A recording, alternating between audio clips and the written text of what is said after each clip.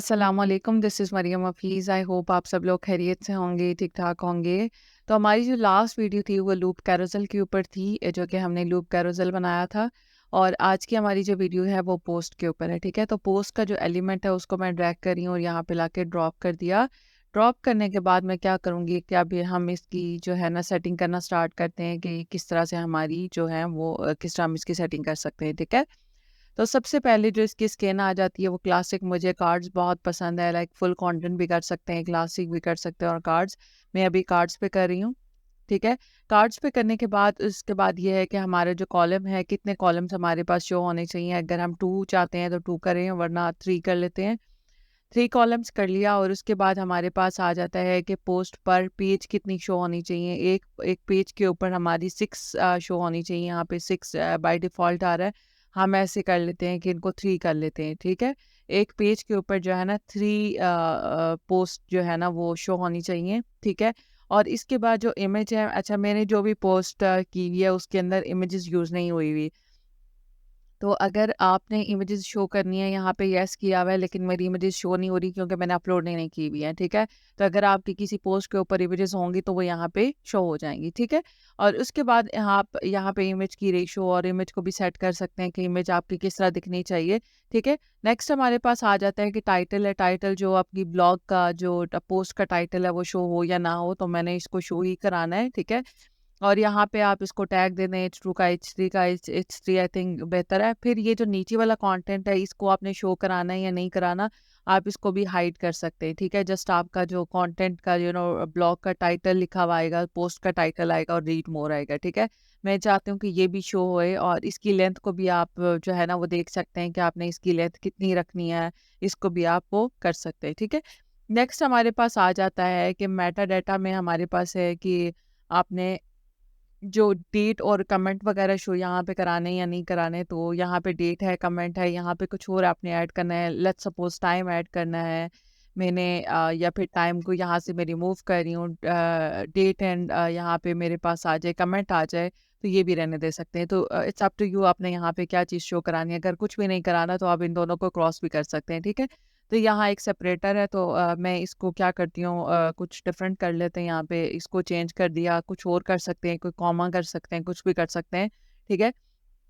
उसके बाद हमारे पास है कि रीड मोर का जो बटन है, ये देखिए ग्रीन कलर का। अगर आपने ये शो कराना है तो कराएं, नहीं कराना तो इसको ऑफ कर दें, ठीक है? इसकी जगह पे read more, I think read more is better, learn more कर सकते हैं। यहाँ पे आप कुछ लिखेंगे तो यहाँ पे लिखा भी जाएगा, ठीक है? और फिर बटन की अलाइनमेंट है वो भी कर सकते हैं। फिर ओपन इन न्यू विंडो, मैं नॉर्मली क्या करती हूँ, अगर मैंने कोई भी बटन दिया होता है ना तो उसको न्यू विंडो में ओपन के लिए उसको चेक कर देती हूँ, ताकि वो जो मेरी मेन पेज है मेरी वेबसाइट से, मेरा जो विजिटर आ रहा है वो यहाँ से चला ना जाए, वो क्लिक करे तो नेक्स्ट पेज में मेरा जो नेक्स्ट पेज है वो ओपन हो जाए, ताकि वो उस पेज के ऊपर एटलीस्ट रहे, ठीक है?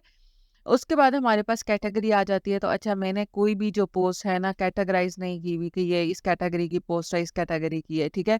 लेकिन जब भी आप कैटेगरी के अकॉर्डिंगली आप पोस्ट करते हैं तो यहाँ पे कैटेगरी को भी आप कर सकते हैं कि किस कैटेगरी की पोस्ट यहाँ पे आपने दिखानी है और किसकी नहीं दिखानी, ठीक है?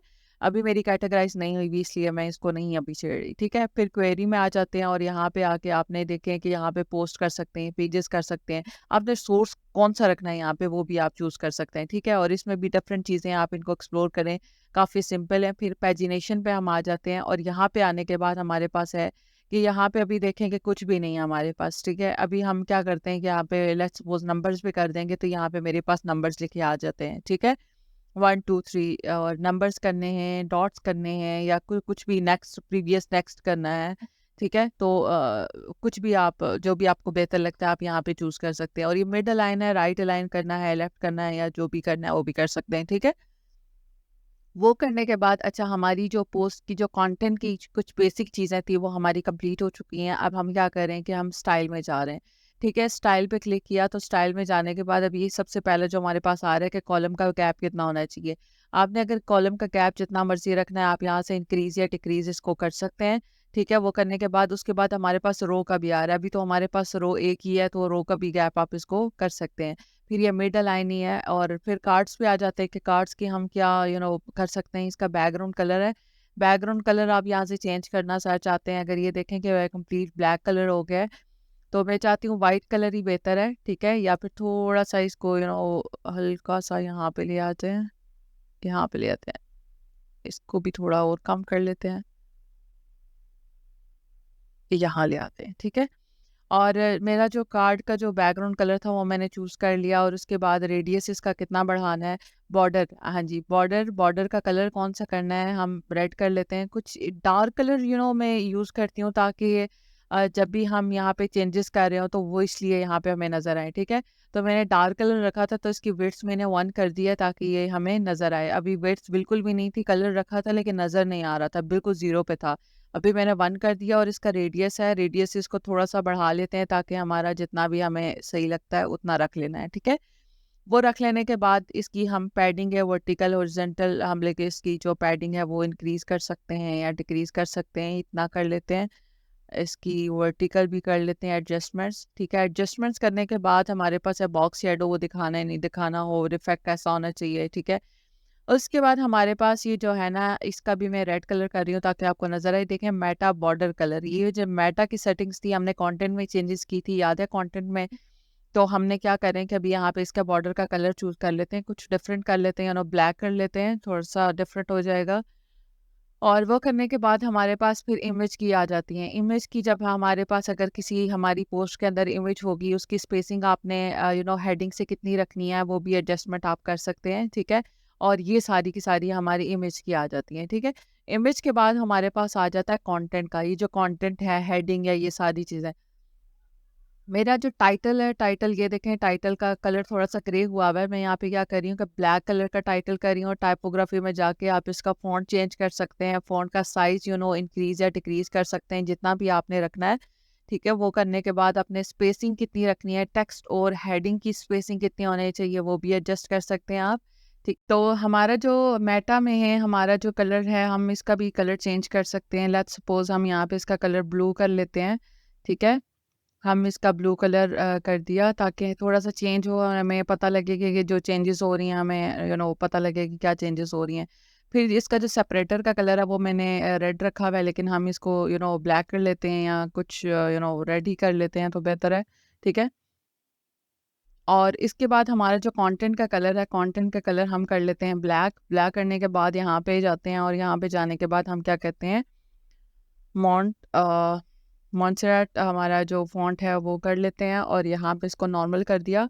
नॉर्मल करने के बाद मैं इसका साइज़ इंक्रीज़ कर रही हूँ, तकरीबन मैं लेके जाऊँगी 16 या 17 तक। 15 कर लेते हैं या 16 कर लेते हैं, ठीक है, 16 कर लिया। और हमारी जो इसकी जो सेटिंग्स हैं, स्टाइलिंग है, वो ऑलमोस्ट हो चुकी है। अब हमारा जो रीड मोर का ये जो बटन है, कॉल टू एक्शन है हमारे पास यहाँ पे।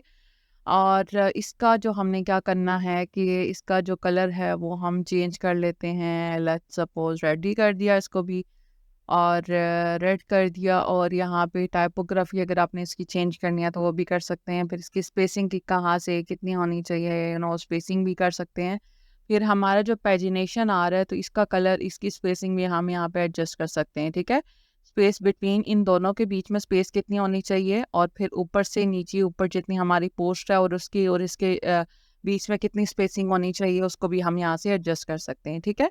और इसका जो कलर है हम कर लेते हैं, इसको भी रेड कर लेते हैं। हम हर चीज़ को ही रेड कर रहे हैं तो खैर होवर में आते हैं, और होवर में आके हम इसका कोई और डिफरेंट कलर कर लेते हैं। लेट्स सपोज पर्पल कर दिया,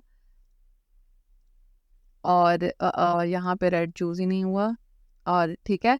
तो प्रीवियस में होगा तो एक्टिव जो कलर हमने होवर पे है, तो होवर पे कलर हम लोगों ने रखा है, ये वाला कलर रखा है। और होवर पे देखें, हम जा रहे हैं, जैसे ही कर्सर लेके जा रहे हैं तो हमारा जो है वो कलर यहाँ पे पर्पल हो रहा है। और एक्टिव कलर आपने कौन सा रखना है, एक्टिव हम कोई और ही रख लेते हैं, रंग बिरंगी साइट बना लेते हैं हम ठीक है। तो हम कोई भी एक्टिव कलर होगा, तो जो एक्टिव होगा उस पे हमारा जो कलर है ना वो चेंज हो जाएगा, ठीक है। तो इस तरह से आप इस एलिमेंट के साथ प्ले करें, और इसको देखें कि आप किस तरह इसको डिज़ाइन कर सकते हैं अपनी वेबसाइट के अकॉर्डिंगली। और अगर वीडियो आपको अच्छी लगी हो तो वीडियो को लाइक कीजिएगा, चैनल को सब्सक्राइब कीजिएगा, और मिलते हैं नेक्स्ट वीडियो में नेक्स्ट एलिमेंट के साथ। अल्लाह हाफ़िज़, थैंक यू।